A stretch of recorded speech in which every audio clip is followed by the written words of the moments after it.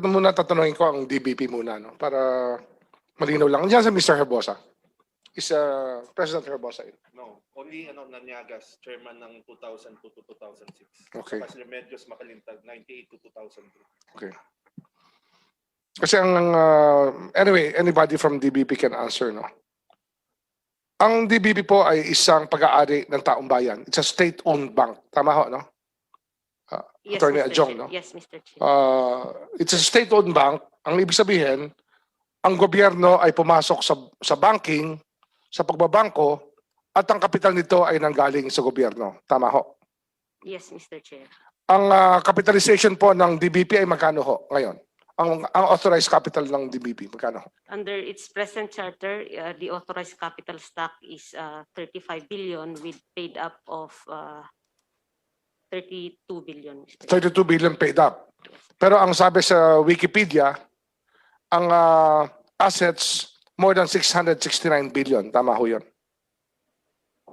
It's even higher, Mr. Chair. Higher pa. Yes, Mr. Chair. Maybe in the trillions already. Mga 1 trillion na kayo. Mahigit. 1 trillion as of end of the year. And you're in the Mr. Chair. top. Kayo ay nasa pang-anim o pang-pito sa pinakamalaking bangko sa Pilipinas. Number 6, Mr. Chair. In Pang-anim terms na kayo, of no? Assets, yes, Mr. Oh, Chair. in terms of assets.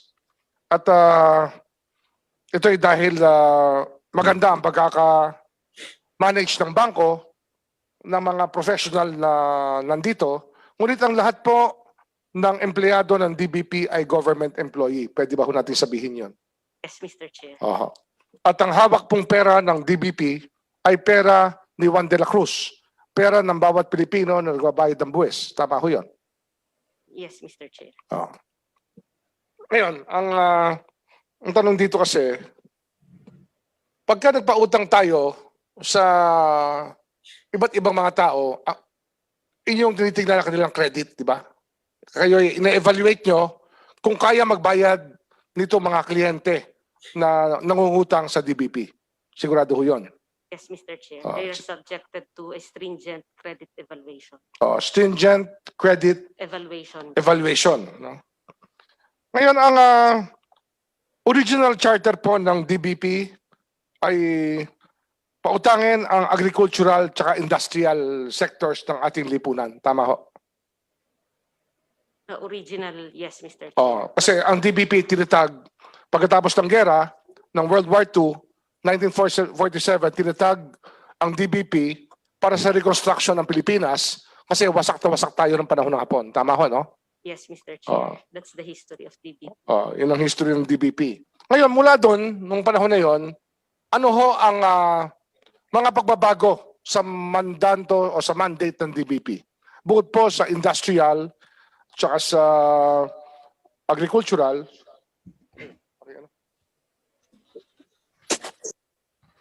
mula sa industrial,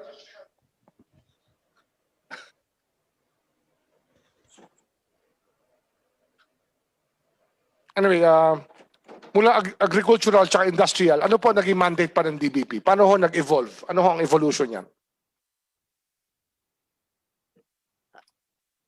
Mr. Chair, that would require for a review of the history, but maybe, Mr. Chair, presently, DBP has 4 priority areas. Okay, 4 priority areas. Yes. Ano ho ito? These are infrastructure, MSME, social services, and environment, Mr. Chair. Okay. Yung 4 na mandates nyo, service, yung inyong, ano tawag doon? Anong tawag nyo sa mga bagay na yun? Priority areas. Priority areas. Saan ho pumapasok ang Lopez Group of Companies sa priority areas nyo? Mr. Chair, we have to consider that the loans to Lopez's were given way before these priority areas have been identified by DBP. Kailan na-identify itong priority areas?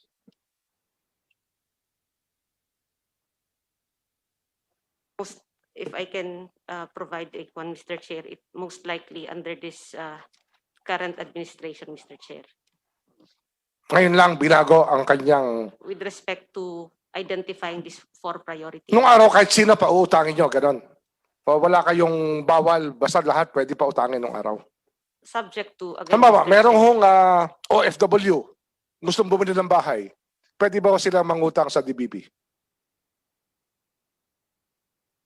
Mr. Chair, DBP is not, as far as I know, we are not into housing provider. Wala kayo of sa housing, retail banking, hindi kayo nagpo-provide sa pangangailangan ng mamamayan na maliliit. except for salary loans, Mr. Chair. We are not into retail banking. Okay. Kaya yung mga pangangailangan ng maliliit na tao, hindi talaga kayo nagsiservisyo. Well, they can fall under MSME, Mr. Chair. Oh, kasi ang laki-laki. Ilan ang branches ng DBP? 100 na ba? We have 129 branches Oh. plus 11 branch-like Ang units. kinakausap nyo mayayaman lang? Hindi kayo kumakausap ng hindi masyadong mayaman o kaya yung taong nangangailangan ng mangutang na mamamayan, hindi nyo ko kinakausap. Yung malalaki lang ang kinakausap nyo. Mr. Chair, we are into developmental projects and it does not go into whether mayaman po or mahirap, but more of if they would fall within these priority areas and other programs of DBP. Kaya kung maliit ang kailangan, ayaw nyo. Gusto nyo yung malalaking pautang lang. Again, Mr. Chair, we have MSME programs for the those that would fall under that category, Mr. Chair. Hindi, tinatanong ko lang to kasi ang ginagamit po ng DBP rito, dapat maalala ng tao, ang Development Bank of the Philippines ay isang bangko na pag-aari ng mamamayang Pilipino. Tama ho, no? Yes, Mr. Chair. Kaya pag meron tayong nawawalang pera, o kaya may pagkukulang, o kaya meron nangyari na may napagbigyan, kailangan magpaliwanag ito sa taong bayan.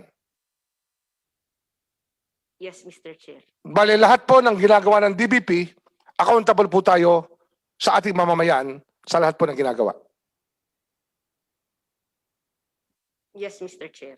Ang COA lang nag-audit o kaya ang BSP sinusupervise, ngunit andyan pa rin meron na ba hong mga tao sa DBP na pumasok na demanda sa Sandigan Bayan o kaya na nakasuhan ng ombudsman o sinuspend ng ombudsman?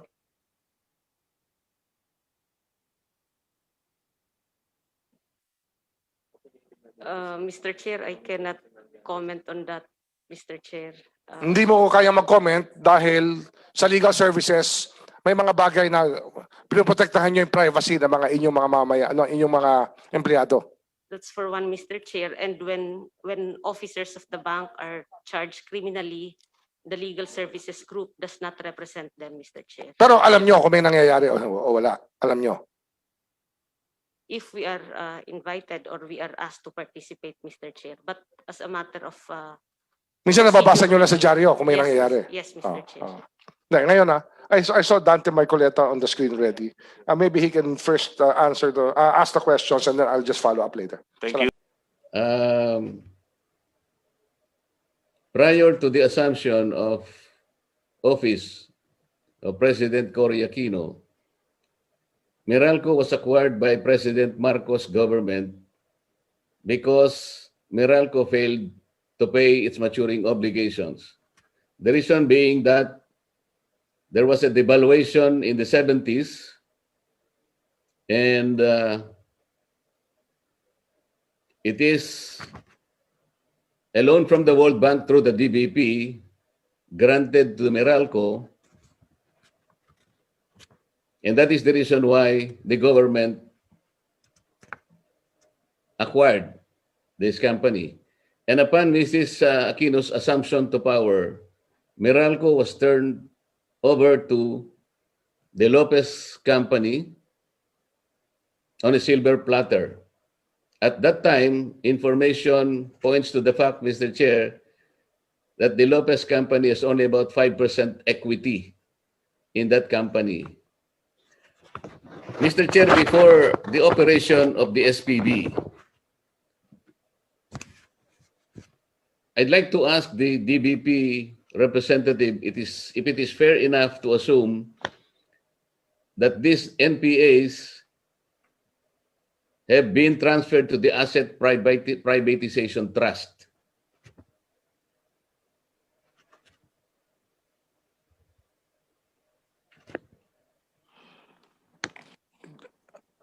Do you have information on the query of DS Marcoleta, DBP?